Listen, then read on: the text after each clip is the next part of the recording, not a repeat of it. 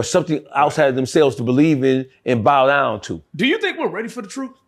Absolutely not. Niggas ain't ready. You think Sexy Red with her chlamydia lipstick and lip gloss is ready?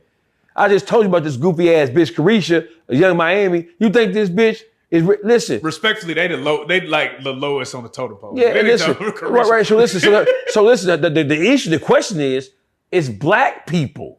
Not even we not ready. Even just black people. Listen, what I'm saying. If you think, bro, if white people ain't ready for it, you know niggas ain't ready for it. Niggas ain't ready for a bologna sandwich. Give me one. I ain't gonna say conspiracy theory, but one thing that you think that they might be hiding from us that you feel like if we found out, we just be like, oh shit. Because if they threw out the UFO files, then it's like, to me, it's like, all right, what else y'all hiding? You get everything. They know everything. So you think the government actually knows more than letting on? Or? No, it's not that. So when you say they know more than what they let known, it is not they know more than what they're letting known. It is that they know what's going on, but the psyche of human beings now is not ready or not prepared to digest it. And so you have to release it in pieces and bits. You have to expose it to them, and you have to spoon feed it. Yeah. Because if you just expose it full blown, it's going to throw society and all the norms of society into a tailspin. It will become a lawless land. Man, this shit's so crazy, bro. I be sitting back just look. I be trying to figure out what is the end game, bro. Who runs this? Who runs this shit? They always say Rockefeller. They always throw out these names, right? Who do you think is really in control, bro? Well, I mean, there are shallow governments that exist who really shape and mold the direction that society as a whole and the world as a whole is moving in. And they have an agenda. And that agenda is all based on domination and control. So do you feel like people will say something like Sexy Red is part of their agenda? They're funding her, shit like that. Do you believe things like that to be true? When you say, so there's different levels of this shit. So Sexy Red, so when we say they're funding the worst part of what we do, right? So they're not writing the raps for Sexy Red. They're not making the beats for Sexy Red, but they are putting people who do their absolute worst. They're putting them in a position to be showcased and to be walked out and rolled out to the world and to be championed to the world. There are systems in place that showcase and highlight the worst part of who we are as a people. I was on another podcast, shout out to DJ Self, Torre, and Bianca. I was on their podcast, Apartment 5H, a couple of weeks ago, and Torre from Hip Hop Nation. Yeah. Right? Torre was saying that he's 3 passports in. He's traversed the world. And he's talked about that he's been in some third world countries where they barely have running water, but they know we're niggas. You have motherfuckers who live thousands of miles away from America who know that black people are called niggas, and they believe that black people haven't taken advantage of their piece of the American pie. So that just shows you, it tells you how powerful the world of entertainment and how powerful the government and Hollywood is. You got motherfuckers who live in third world countries who live in huts. Like Torre said, nigga, you eat and you shit in the same hole, but you know enough about black people to know that we are the worst parts, and that we exemplify and that we promote the worst parts of who we are as a people.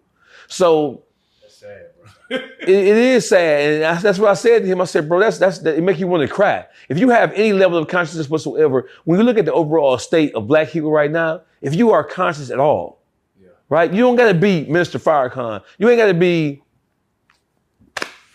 mother, but bro, if you listen, and the older you are, and the more conscious you become, when you look at all the different things that we do to each other, yeah, it's sad, fool. It is sad, and it's gonna be a lot worse before it gets better. Just on the news, house party, West Dallas. Yeah, somebody shot up. Made world news. It's like, bro, these is kids, bro. Like, but listen, bro, we are our own biggest enemies right now. You can so they was talking about Charlie Kirk. There's a lot of talk about Donald Trump and Trump's administration and the shadow government that's really running the Trump administration. Hey, listen, bro. Those people are going to do what they're going to do without any consideration for what your black ass feel or what you think or how you think or what you think. They don't give a fuck about you. That's number one. Number two, if we ever want to be a people who are respected, we can only do that by coming together and bonding together and binding together. We can only force people to respect us as a group of people when we respect each other, respect ourselves. My whole mentality about what black people do to each other, that shit has shifted. The older I get, the more I understand that it's absolutely imperative and it is more than necessary for us to come together and try to take ourselves back. You can't ask for somebody to respect you as a human being or as a collective of people if you don't respect yourself. You can't cry and complain about how white people or Jews or Asians, how they treat you when you treat yourself worse than you're trying to check them for treating you. And so there has to be some type of responsibility taken by ourselves. There has to be some acceptance of guilt. There has to be some type of shift in the way we think. You mentioned hip hop earlier. Motherfuckers are really sick and tired of all this stupid ass shit. They're tired of what hip hop looks right now. Right. Black people are tired and they're beyond exhausted with how we treat each other, how we deal with each other, and the lack of progress that we have right now. It's only so long you can blame somebody else without pointing a finger at yourself because we do it to ourselves now. We don't need an enemy outside of our race because we're our own biggest enemies right now. That's crazy, bro. And it's gonna get worse before it get any better. It ain't gonna get no better no time soon. My recommendation to niggas is move the fuck away from niggas. That's my recommendation. Buy you a gun. Yeah. And move the fuck away from the niggas. Because if you ever get anything, a nigga ain't gonna try to do shit with take it from you or destroy you or stop you from accomplishing something. I was asking my homie this today, right? I was like, because he was just telling me about how advanced China was, right? Yeah. And I was like, why are we still in America if we can pinpoint places in the world like Dubai, China, Japan, places that appear to be more advanced, more peaceful, offer better stressless living. You take that one chain and pawn that motherfucker and go over there, you probably live like a king for years. Yeah, that's absolutely true. So why are we just sitting here suffering? Because, brother, one of the hardest things to do, that's like saying if you're in a relationship with a no good bitch, or if a bitch in a relationship with a no good nigga, yeah. Why do you suffer that relationship when you know that you being basically abused, if not physically, then psychologically? If not psychologically, then certainly emotionally. Right. If not psychologically, emotionally, physically, then spiritually, you're being abused. Right. Or you're not being fed the things you need to become a better person, a better version of yourself. Listen, you ask the motherfucker to relocate to a whole different country, you won't be scared. Look at all the discontent, look at all the dysfunction going on in the world. So those places may seem to be, right?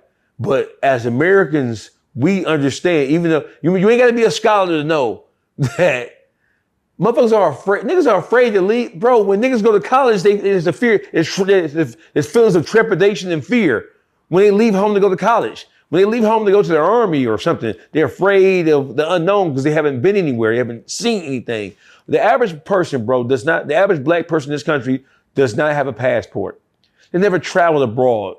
So they don't know what that looks like for real. They see it on TV and it's a dream. It's like a television show. They don't know it.